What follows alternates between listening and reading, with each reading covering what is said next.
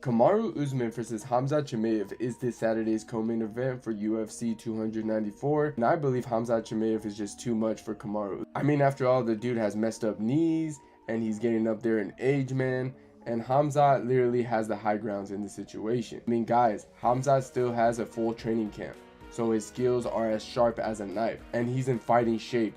And it's the complete opposite for Kamaru Usman, who's coming in short notice, by the way.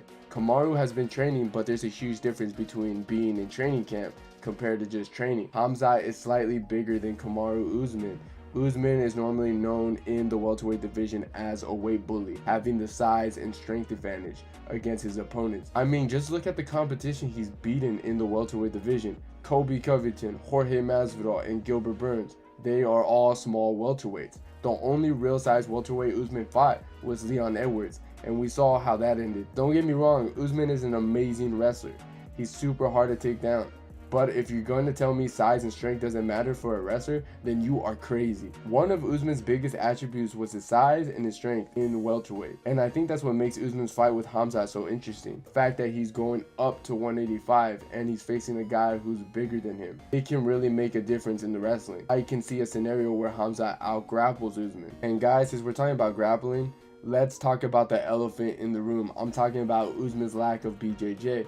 When Usman was taken down by Leon Edwards, Usman's eyes were flashing for his life. He was holding on for dear life, waiting for that round to end. Not to mention, every time he's been taken down, which is twice, he's had his back taken. And if Khamzat takes Usman down and Usman decides to get up like a wrestler and leaving his back out, I guarantee you he's gonna submit Usman. Khamzat is dangerous with his submission threats, with the darts and the rear naked choke. There's a huge chance that Khamzat takes Usman down too. It would not surprise me at all. I mean, if Covington and Leon Scott were able to take Usman down, why couldn't Khamzat be able to? Especially in 185, where he's big. And as for the striking advantage, I think I have to give it to Khamzat as well. But the thing is that Gilbert has power in the back foot with his counter hook. Someone like Usman doesn't do that. Usman doesn't have power in the back foot. He's known as a guy who marches you down and tries to knock you out or out-grapple you. But Khamzat is a bull and he's going to bring the pressure. So I honestly think they're going to meet in the middle and just duke it out. They both love to box. They both have a great jab. But I don't know. I just still think Khamzat still has this. I mean, he was prepared for a striker after all. Khamzat is just so explosive as well